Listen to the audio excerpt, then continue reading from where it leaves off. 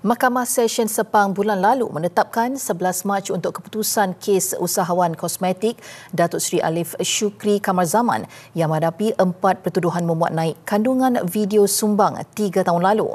Untuk perkembangan terkini, kita terus bersama Rakan Tugas Zulfakri Syamsul Arifin di Mahkamah Session Sepang. Silakan. Baik, ya Nusha, Assalamualaikum dan salam sejahtera.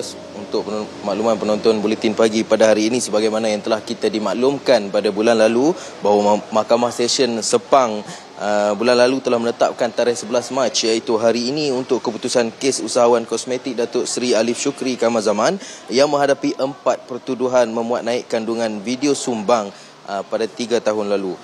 Namun terdapat berita yang baru sahaja saya terima beberapa minit lalu bahawa kes Datuk Seri Alif Shukri telah pun ditunda. Mahkamah telah menunda kes ini kepada satu tarikh lain iaitu pada 14 Mac hari Jumaat ini, juga bagi keputusan akhir kes pendakwaan Alif Shukri ini.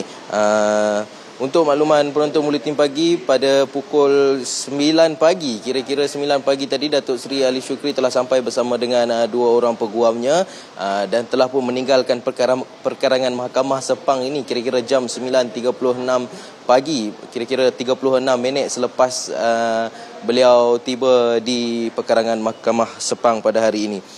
Baik, untuk makluman penonton Buletin Pagi, Hakim Ahmad Fuad Osman telah pun menetapkan tarikh hari ini bagi keputusan pada akhir kes pendakwaan selepas selesai mendengar hujahan pembelaan terdiri daripada peguam Awang Armada Jaya Awang Mahmud, Muhammad Razlan Jalaluddin dan Ashari Johari Mawi.